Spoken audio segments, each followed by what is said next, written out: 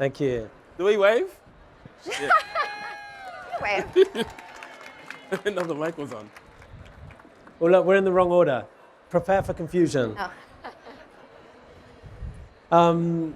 Well, thank you everyone for coming today. It's great to see a packed out audience for this session on data and AI. I am absolutely thrilled to be joined by two great panelists today. My name's Duncan Clark. I head up our Pro Design wing of Canva, and that includes our data storytelling wing. So I want to first introduce our guests. We have on my left over here, Cole Nausbaum-Knaflic, who is the founder and CEO of Storytelling with Data, someone I've admired for many years, a best-selling author, and the person who's helped millions of people work out how to communicate well with data.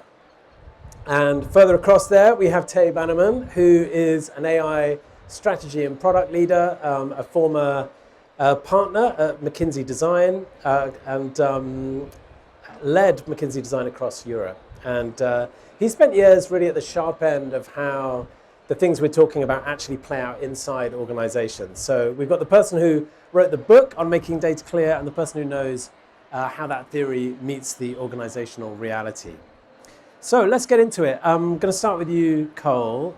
Your book, Storytelling with Data, a bit of a classic in the industry, just turned 10. You kindly sent me an anniversary copy. When you wrote it, the challenge was all about getting people to think about their audience before opening, maybe Excel as it would have been then. Whereas now we're in a world where AI can generate a chart or a data narrative in seconds. And so what's a key thing that AI can't do yet, and which is best left with humans still?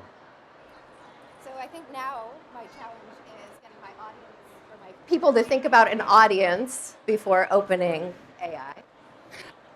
But when it comes to AI, everyone knows it is incredibly fast. And so one of the things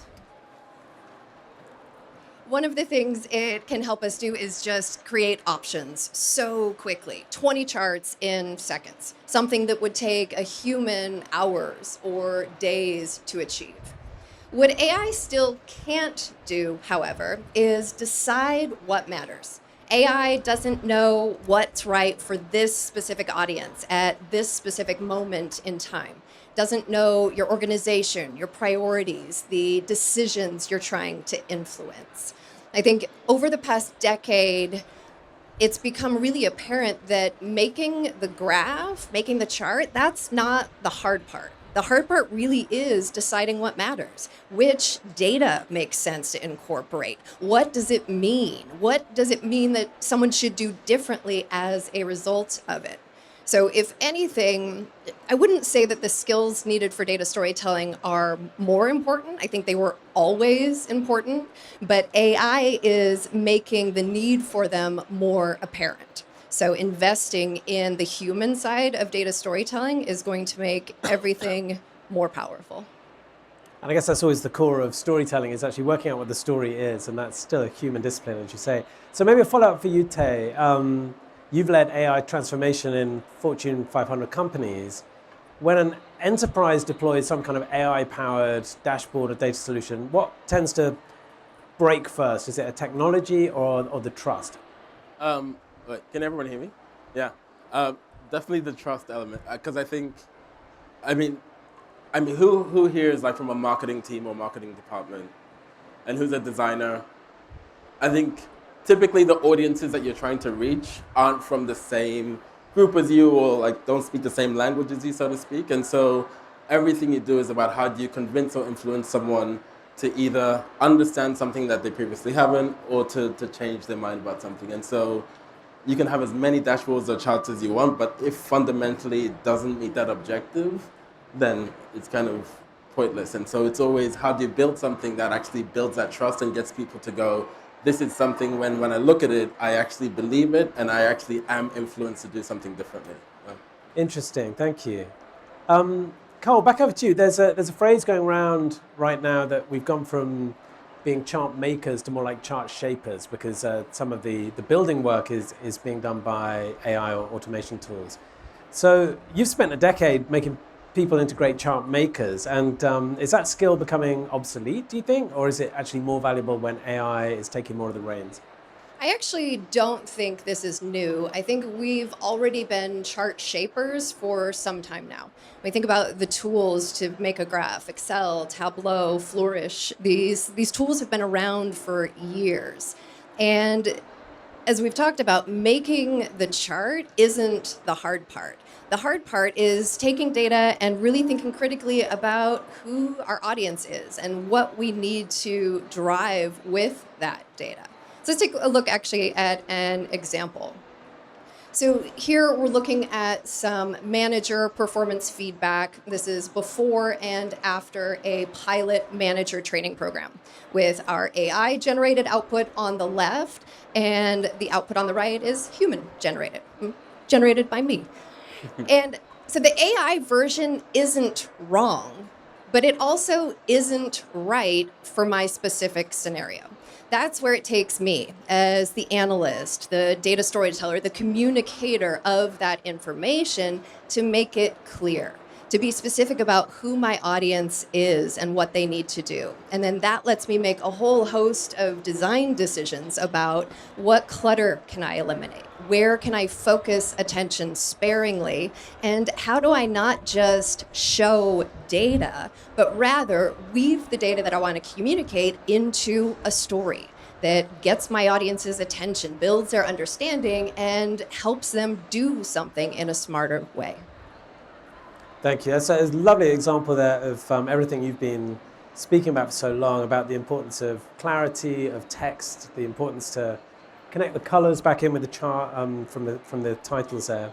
Over to you, Tay. You've written about how traditional design practices kind of start to break down under the operating model of AI, which creates feedback loops that change user behavior. So in this sort of rapidly evolving landscape, how do you design for a moving target?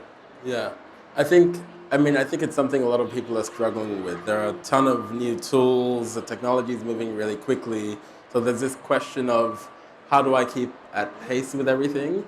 And how do I know kind of what's meaningful? I think that last example was really interesting because it shows that you can generate almost anything instantly. You can go into ChatGPT and say, generate me a chart, but ultimately it's still that kind of foundation of what story you're trying to tell, who's your audience.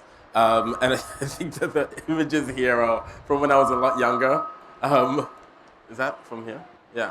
But I think fundamentally, if you take a step back and you go, okay, what's our objective here? Like what story are we fundamentally trying to tell? And then you can work your way forward to go, okay, are there tools, are there techniques that will help us tell it to that audience in the right way? Then it doesn't really matter like how quickly things are moving because that objective itself doesn't change. And so that's what I always like to tell my teams. Always take a step back and go, what are we ultimately like, what's the outcome we're trying to get to here? And I think when you kind of have that grounding and framing, it tends to kind of make things slow down in terms of all the new tools and so on, because you really realize that whether you're using an old tool or a new tool, fundamentally you can kind of still use Excel, you can still use pen and paper and get to a much better outcome than you could with prompting something in ChatGPT in a lot of instances.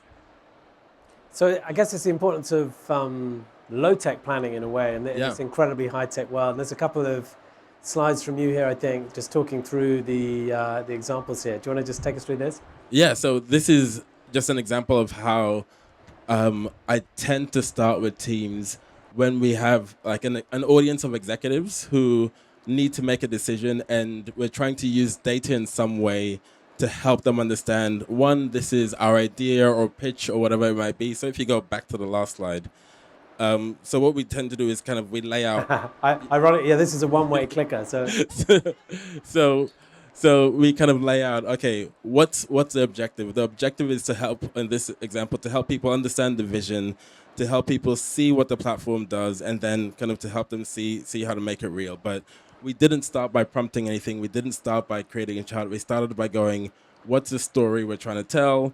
What's the fundamental message we want people to walk away with? And then only then do we go to, okay, what are the right charts to show? What are the right things to kind of like have in people's hands to help them understand, because data is extremely powerful. If you go to someone, hey, I have an idea, and you talk them through an idea, you get a very different response to if you go, hey, I have an idea, and here's a chart to support that. People tend to kind of believe things more when there's some numbers behind it. So, but the numbers should always support whatever story you're trying to tell. Great stuff. And I think we also have an image of you doing some low-tech planning here. Cole, do you want to chip in on that? Yeah, huge fan of low-tech planning. Storyboarding is one of my favorite things, which is after you've explored the data or you've done the analysis or you know what you want to communicate, really just taking a step back and thinking about how you can do that effectively. I love a blank whiteboard or tiny Post-it notes where you can spend a few minutes brainstorming and then step back and edit and arrange and rearrange and decide what not to include.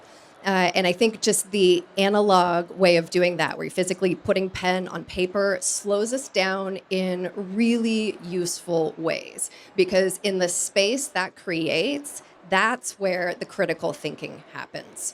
And if we spend just a little bit of time doing that sort of low-tech planning before we turn to our tools, it means when we turn to them, now we have a plan. Now we can generate content intentionally as opposed to just generating content. Interesting. It reminds me of the Miles Davis quote. It's what you leave out it's the notes you leave out that make the biggest difference. So I want to come on to a question really about trust at this point. And these days you can throw a CSV into a tool that's AI powered and come out with a data graphic. But it's a little bit hard to be really sure that those numbers haven't been re-hallucinated along the way, or if some, indefensible argument or data point has been extracted. So how do you navigate that as we rely more on these tools? Maybe first to you, Tay. So I think kind of one of the keys is really like knowing that the data that you're working with. And I think it comes back to what we were saying. If you kind of ground it in what's the objective, what's the story that we're trying to tell, then you really should never be taking shortcuts to go, I'm going to pop something into an AI tool to completely do everything for me. And I think the closer you are to the numbers, the more credible you are as well when you actually end up presenting them or when you end up telling that story. So I think it's starting from the same foundation of, okay, what are we trying to do? Do we really kind of understand and kind of can we make sense of the data that we're working with, so that when you sense check things that come out of ChatGPT or come out of any tool, you actually kind of can go, okay, that doesn't make sense or that doesn't connect in the right way. Yeah. And this is an example of yours, is it, on the screen at the moment? Kind of. I think it's an example I picked, and I think this is a really powerful example because this shows how with exactly the same data, you can tell almost two completely different stories. So, I mean, if most people look on the left, they'll be drawn to the bars that are wider, and it's essentially saying which areas does AI threaten the most. But with the exact same data set, you can kind of also create the chart on the right, which says where are the biggest opportunities. I mean, the use of color is different, the kind of the scale is different, but it's exactly the same data set. And so kind of it's an example of how you can kind of use these techniques to go, okay, I know the objective. The objective is either to try to tell the story in the left of this is where the threats are, or the story in the right, and then what are the right kind of techniques and tactics to use to actually kind of get the same the message across.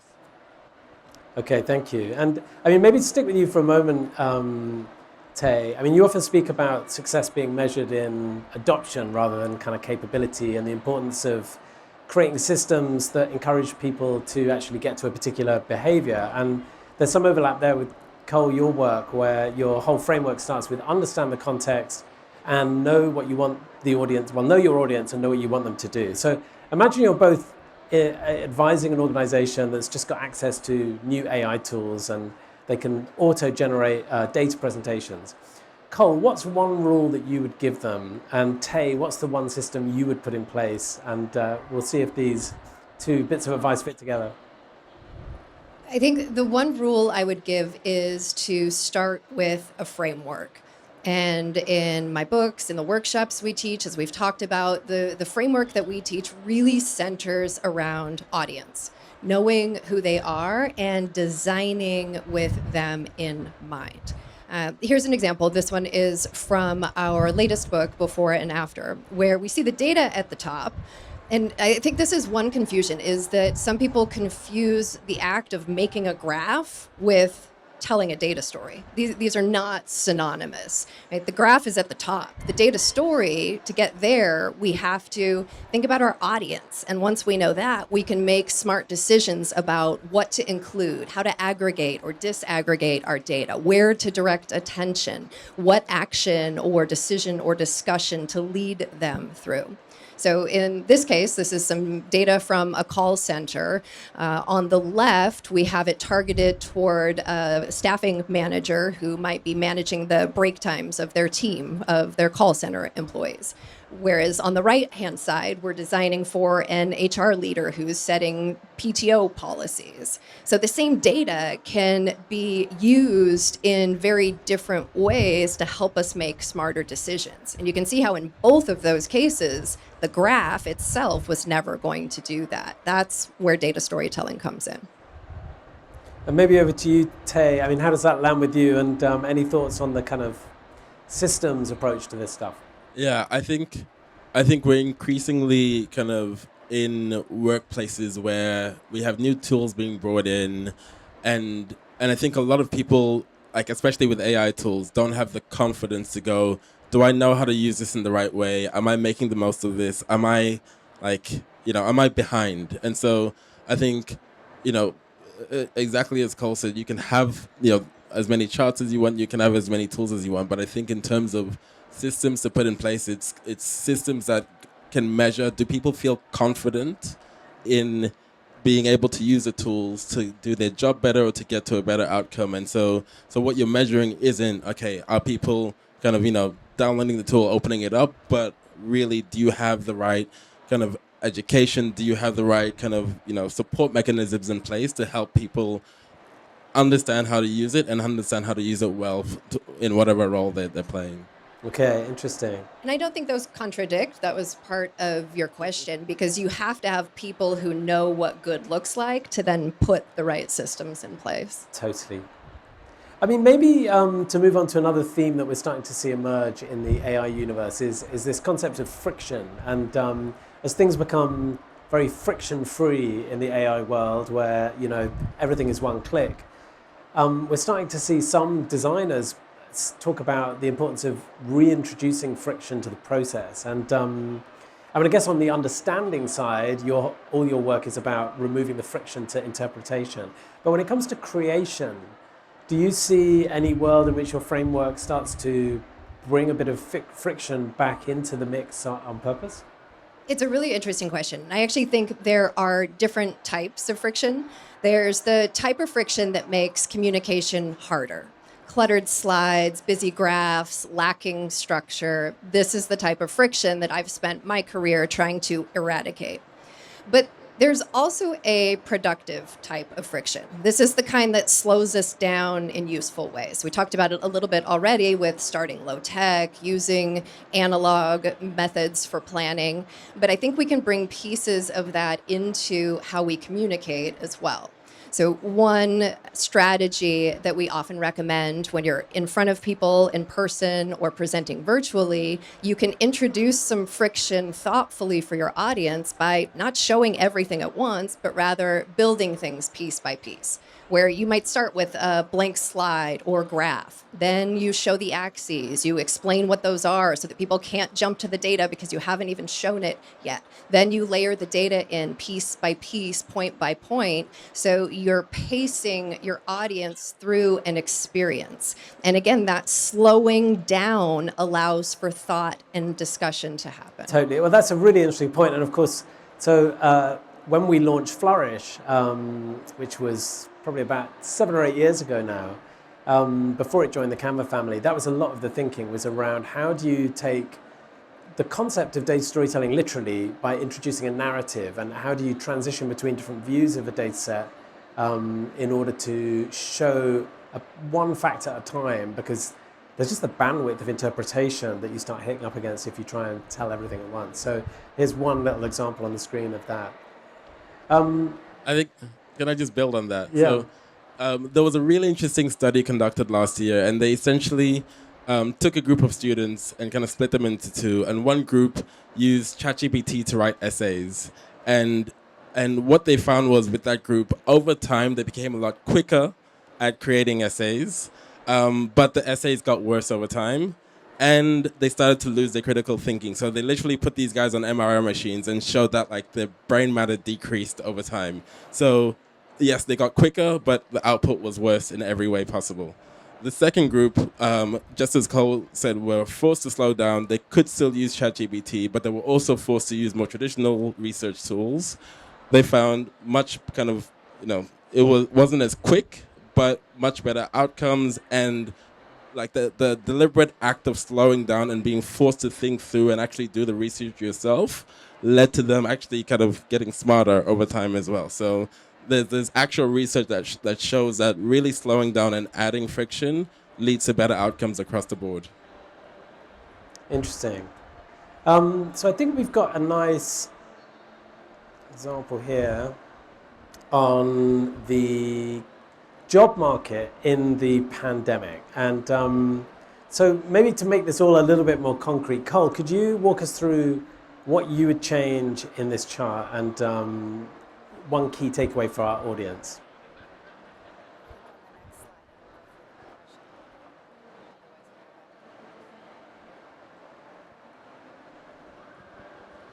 So there's a lot already working well here. We have color used sparingly, so we can pick out a couple data series that might be of interest. We have some annotation and shading around COVID, so we can understand what led to the rise and fall. And also just the animation means we get to see the story unfold. I think if I were to give a point of feedback here, what I'm craving is a takeaway title. I want to know why I'm looking at this data. And so I think there's an opportunity because instead of boom and bust, the pandemic's effect on the job market, right? Are we interested in therapists staying high post-COVID, or the drop-off we see in developer job demand? Or maybe my title is simply something like the effect across job sectors was uneven after COVID. It gives my audience something to anchor on that then they can use as a jumping off point when they dive deeper into the data.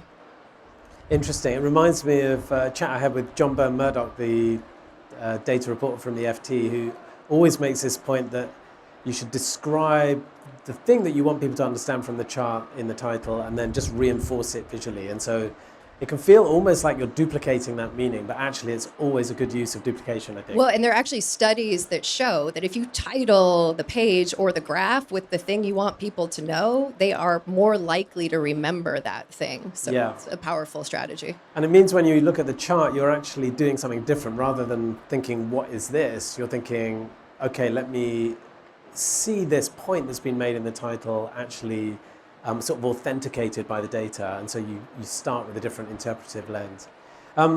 Tay, let's say you've got an image like this. Maybe this is being played out in, in the Department of Health, looking at this data, or a company that is, in a boardroom meeting. What does this mean for us? What do you think makes a difference, take an example like this, for actually landing some change from it? Yeah, so I think the first thing is to really kind of think through what decision is being made as a result of this data. And so really understanding that. So in this example, if it's a board making decisions about where are we going to invest in terms of our hiring budget for next year, then what you're trying to help them understand is that, okay, software development, yes, it might have taken a big uplift and then down and then dip after COVID. But is it likely to kind of, rise back up to expected levels, and therefore they should reinvest? And so, again, taking a step back and going, okay, with this particular audience, is it a decision about budgets? Is it a decision about, okay, are there new areas that we should explore that we haven't thought about yet?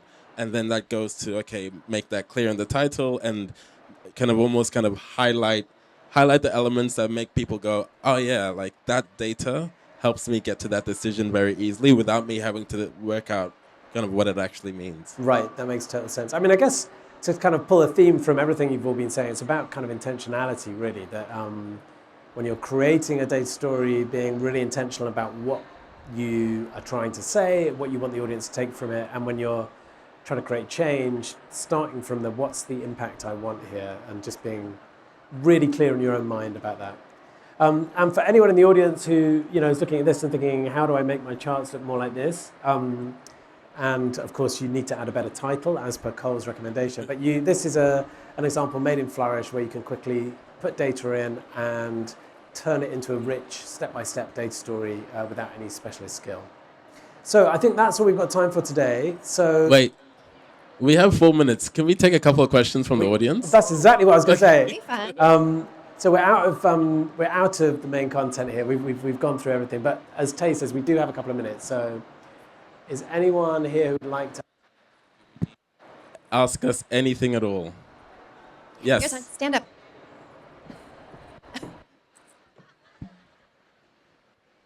Sorry, this was meant to be quick. I was just interested if you remember the authors of the paper you reference with the students and ChatGPT. It was an MIT study. So if you go MIT ChatGPT critical thinking, you'll find the paper. Yeah. And I believe the one on takeaway titles was Michelle Borkin out of Northeastern, I think. I think your hand was up next there in the third row. Yep. So it sounds. Oh, that's loud. Hello. I'm wondering what, it's specifically for you, sir. Like, well, both of you maybe, but I know you work with executives. Just Tay is cool. It's the Midwest in me, excuse. But what is the thing that executives struggle most with when it comes to either understanding or telling this data story themselves? That's a great question. I think, honestly, most charts I've seen put in front of executives don't really make sense. The story isn't clear. And so I think what executives typically struggle with is, what am I looking at here? That's the first question they ask. But if it's extremely kind of almost obvious that, okay, they can look at it and within 3 seconds they go, I can draw a conclusion from this, that's what I always try and optimize for. But it also requires stepping into their shoes a bit and going, okay, is this a finance person? Is this a person who's right now focused on like cutting budgets, and therefore kind of how do I essentially kind of tell that story, but in a way that based on their specific context, they'll go, yes, that makes sense to me. One in the front here. Hi, thank you. My name is Gabby. I wanted to ask you, when you work with data scientists and other departments that are more scientific versus creative, how do you overcome the obstacles that can come with the very strong-headed mentality data scientists have? I can take this one if you want. So when I worked at Google, our primary internal audiences were sales and engineers. And it was after trying to communicate to both of these audiences simultaneously a few times and failing that we realized we needed to do things differently. On the engineer side, we would have to get them involved sometime as early as our study design so that they would be bought into what we came up with, be able to help influence others. So I think anytime you are trying to communicate to an audience and you're met with resistance like that, if you can figure out how to bring them into the process earlier on so that they become your advocates instead of your adversaries, that's going to be a better mode for success, which I know is easier said than done, but. Cool. I think we have 1 minute left, so maybe at the front here. Hi, sorry. My name is Paola, and I have a question. How do you keep your graphics as objective as possible while analyzing the data to avoid projecting your own biases in the graphs? It's a great question. And there is no such thing as unbiased data. We're biasing data every time we touch it, from questions we ask or what data we gather in the first place. So it's not about not having bias, but being aware of what that is and trying to be truthful to the data. I do think there's value in bringing in other people to try to poke holes in an effort to make everything stronger. And that actually is a place where we can use AI to help play devil's advocate or to take on different personas that will challenge us in ways that would be helpful for expanding our own thinking. But I think getting another perspective can help round that out. Yeah, and just quickly, one thing that I do a lot now is I will put one of my charts into an AI tool, ChatGPT, whatever it is, and go look at this from multiple perspectives. I'll go look at this from the perspective of an engineer or an executive, and tell me what I might not be seeing. So, kind of getting that feedback from kind of a perspective that isn't yours is hugely powerful. Amazing. Well, thank you everyone for the questions, and thank you so much to our panelists, Cole and Tay here. Let's have a big round of applause for them. Thank you all for being here and for the Yes, great thank questions. you. Thank you.